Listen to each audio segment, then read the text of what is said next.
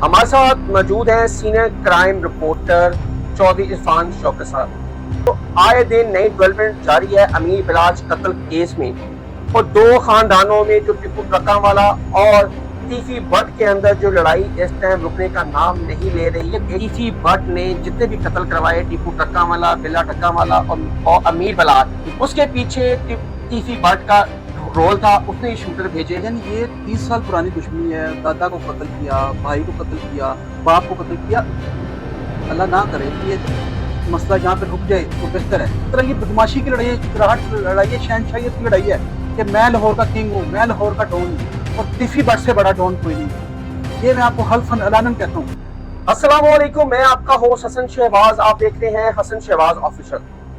हमारे साथ मौजूद हैं senior crime reporter Chaudhary Irfan Shaukat साहब। इनसे पूछेंगे कि जो आए दिन नई डेवलपमेंट जारी है अमीर बिलाज कत्ल केस में और दो खानदानों में जो टीपू ट्रकावाला और तीफी भट्ट के अंदर जो लड़ाई इस टाइम रुकने का नाम नहीं ले रही। एक नई डेवलपमेंट आई है, मीर मसहब का जो वीडियो पैगाम सामने आया है उसने ही सारा रुख ही चेंज कर दिया है।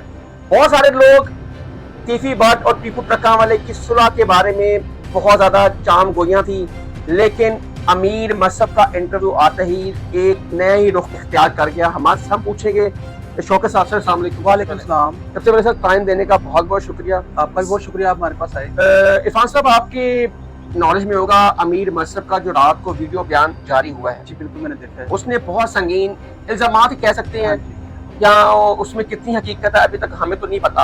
हम तो उस इंटरव्यू के बारे में बात करेंगे, उस इंटरव्यू की हद तक रहेंगे। अमीर मसहब ने कहा है कि तीफी भट्ट ने जितने भी कत्ल करवाए टीपू ट्रकावाला, बिल्ला ट्रकावाला और अमीर बिलाज, उसके पीछे तीफी भट्ट का रोल था। उसने शूटर भेजे। अब अमीर मसहब और अमीर फतेह, इसके तीफी भट्ट ने इनको कत्ल का प्लान बना लिया है और शूटर भी और एक गैंग को भी हायर कर लिया गया है डीएसपी की निगरानी में। आप क्या कहेंगे इसके बारे में?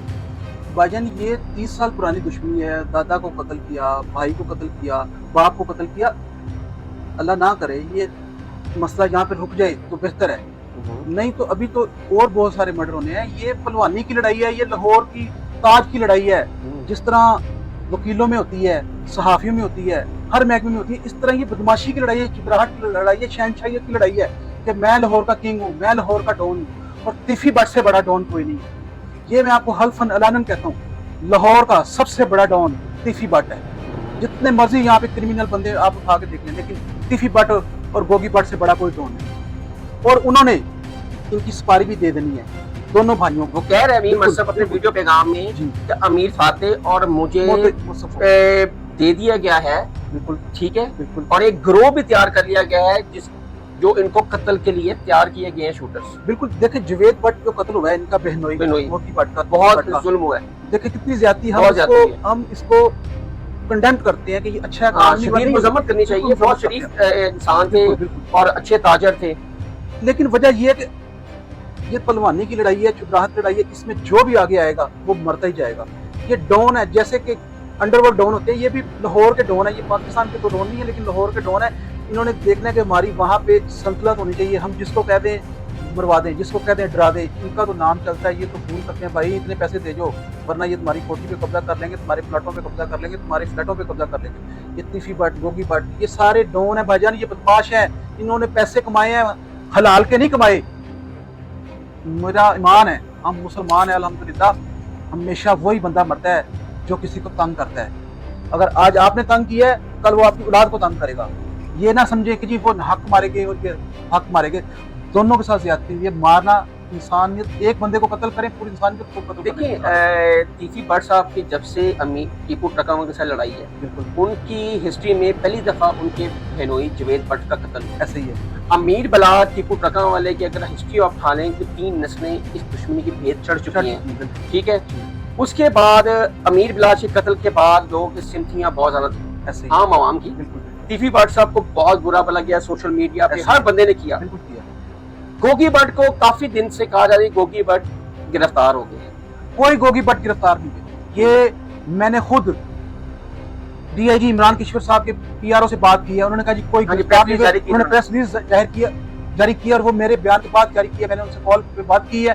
उन्होंने कहा जी ये झूठ है, फिर उन्होंने प्रेस कोई रिलीज कराची से कुछ गिरफ्तार नहीं हुआ, कोई गिरफ्तार नहीं हुआ। वो इस टाइम ये सारी रूमर्स है। ये सब झूठ है। वो इतना बड़ा डॉन है तीसरी बट उसके पूरे पाकिस्तान में पूरे वर्ल्ड में ताल्लुकात हैं। वो इस टाइम रूपोश है। और ये जो ले रहे हैं जी फलाने डीएसपी के साथ मिलकर उसने ऐसे कर दिया, गैंग तैयार कर लिया, नहीं उसे कोई डीएसपी के साथ तैयार करने की जरूरत आप नहीं क्या है। कहेंगे मीर मसरफ का जो इंटरव्यू है हाँ जी, वो मैंने गलत सुना है? इंटरव्यू उसका ठीक है, लेकिन जो वो निशानदेही कर रहा है, वो निशानदेही कर रहे हैं, गोगी बाट के सरकारी अमारात में बैठकर, ये झूठ है।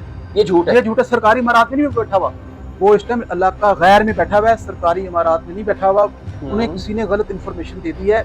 आप देख लीजिए जब भी वो 6 महीने बाद कल परसों जब भी वो पुलिस की अरेस्ट पकड़ा जाएगा वो खुद बताएगा जी मैं वहाँ पे ठहरा था इतने दिन, वहाँ पे इतने दिन, आपको सारा पता चल जाएगा। अब उन्होंने अमीर बलाज ग्रुप ने तो कहना ही है, इसलिए कि उनको दादा को कत्ल किया, अब्बा जी को कत्ल किया, भाई को कत्ल किया, तो उन्होंने तो इल्जाम लगाने हैं। जिसकी चोरी होती है वो कहते हैं मेरे तो सारे चोर हैं। इसलिए अब थोड़ा सा मसला लेवल हुआ है कि इनके भी एक कत्ल हो गया, जवेद भट्ट भी, थोड़ा सा उन्होंने हमदर्दी हासिल हो गई है जिला ट्रकों वालों को कि चलो एक आधा पता इनका भी नुकसान पहुंचाया, बड़ा नुकसान दिया। बड़ा नुकसान। इन्हें आपस में चाहिए कहना कि फलाने हमने नहीं मारा, ये झूठ बोलते हैं, ये हलफ दें आके कुरान पे, फिर भी ये झूठ बोलेंगे कि एफआईआर में तो कैसर भट्ट और अमीर फाते का नाम है, बिल्कुल है। और फुटेज भी सामने आई है कि उस टाइम अमीर फाते अपने घर के अंदर मौजूद था।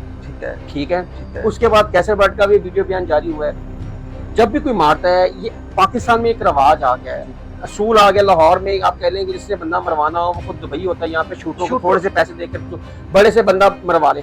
ये रवाज कब खत्म होगा?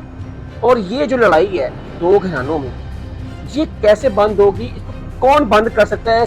पुलिस कर सकती है, कोई सियासतदान कर सकते हैं, या कोई और बंदे मिलकर इन दो घरानों में सुलह करवा दें? इन दो घरों में सिर्फ और सिर्फ सुलह पाकिस्तान की लाहौर की पुलिस करवा सकती है, उसके अलावा कोई भी नहीं करवा सकता, चाहे वो वज़ीर आज़म हो, चाहे वो वज़ीर आला हो, कोई भी नहीं करवा सकता। तीसरी बार तो कहता है कि पुलिस हमेशा पुलिस ने लड़ाई करवाई है, सुलह पे तो गई नहीं। एक्चुअली बात ये है कि जो आज जिस नहज पे हम पहुंचे हैं, ये तीसरी बार साहब ने अपने इंटरव्यू में कहा था, इसके पीछे पुलिस है।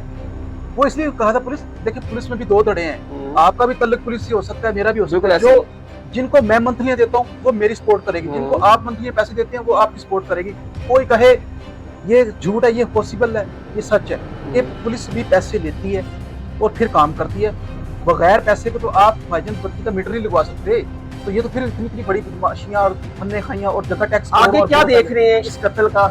इस कत्ल का आगे हम ये देख रहे हैं भाईजान कि इसमें मजीद और उलझने होंगी, और ज्यादा बंदे डैमेज होंगे। ये यहाँ पे मसला नहीं रुकेगा, यहाँ पर और ज्यादा बंदे जख्मी भी होंगे और मरेंगे भी। ये लिख ले मेरी बात। आप कोई कहना कि इनकी सुलह हो जाएगी, ये कुछ नहीं होगा, नहीं, ये मामला बढ़ेगा। अभी तो स्टार्ट हुआ है ये, अब नौजवान नस्ल आ गई आगे, अब ये देखना क्या करती है। अभी आप देख लें जवेद भट्ट का कत्ल हुआ है, अब देखें और भी इनके बहनोई हैं, और भी इनके दोस्त हैं, बेटे हैं, अब उनकी बारी है। ये चलता रहना काम। इनके पास कितने पैसे हैं, ये पैसा दे के बंदे मरवा लेते हैं, ये खुद थोड़ी मारते हैं। भट्ट साहब पाकिस्तान आएंगे? अभी नहीं आएंगे, वो अभी नहीं आएंगे, आएंगे जरूर, लेकिन अभी नहीं आएंगे जब तक उनका हालात यहाँ पे साजगार नहीं होते। अभी इनको लिए थोड़ी सी डिफिकल्टीज आई यहाँ पे। अगर वो आ भी जाएं तो मैक्सिमम 3 महीने वो जेल में रहेंगे मैक्सिमम। उसके बाद उनकी जमानत हो जाएगी। वो 109 में है, वो कोई उन्होंने खुद थोड़ी मर्डर किया है। उन्होंने तो मशवरे में है कि उन्होंने 109 में उन्होंने कत्ल करवाया है। मरकजी मुलजिम वो मुजफ्फर शाह मर गया, एहसन शाह मर गया, और उसके एहसन शाह के भाई भी फरार है, वो भी पकड़ा जाएगा। वो भी देख लीजिएगा कि एहसन शाह के भाई ने उसको नहीं मरवाया होगा। ये आप किसने मरवाया होगा उसको? ये जो मैं आपको सच बताने लगा, ये सारा और सारा काम गोगी भट्ट, किसी भट्ट और मुत्सब का पैसे दे के पुलिस पे मरवाया। 110% बात है। आप देख लीजिएगा आने वाले दिनों में आपको इस बात का भी पता निकल जाएगा कैसे वो मरा है। उसका भाई ने नहीं मारा। एक्स्ट्रा जुडिशियल किलिंग है ये। बिल्कुल है, बिल्कुल है। और पुलिस का तो तीरा ही है कि वो यही कहती थी हम तो उधर से मुलजिम को लेके जा रहे थे, उनके साथ ही आके उनको पकड़ करके। आज तक उनका कातिल एक भी नहीं पकड़ा गया। सैकड़ों पुलिस मुकाबले में बताया जी इस बंदे ने पुलिस मुकाबला किया था, इस बंदे ने बंदा मारा था, अपना साथी इधर है, तो हमें भी पता चले, हम भी यहाँ पे रहते हैं। ये झूठ मैं कह दूं जी, मैं पूरे पाकिस्तान का मालिक हूँ भाई, रजिस्ट्री मेरे नाम होगी तो मैं मालिक हूँ। जुबानी कलामी तो पुलिस जो मर्जी कह सकती है, इसकी कोई बड़ी बात नहीं है। नाज़रीन, हमारे साथ थे चौधरी इरफान शौकत साहब। आपने उनकी बातें सुनी, आप कितना इत्तेफाक करते हैं उनकी राय से, हमें कमेंट सेक्शन में आपने ज़रूर बताना है। और आने वाली हर वीडियो को, अगर आपने मेरे चैनल को सब्सक्राइब नहीं किया तो मेरे चैनल को सब्सक्राइब करें और बेल आइकन को ऑल करें। हर आने वाली नई वीडियो सबसे पहले आपको मिले। तब तक के लिए हसन शहबाज को इजाज़त दें। अल्लाह हाफ़िज़।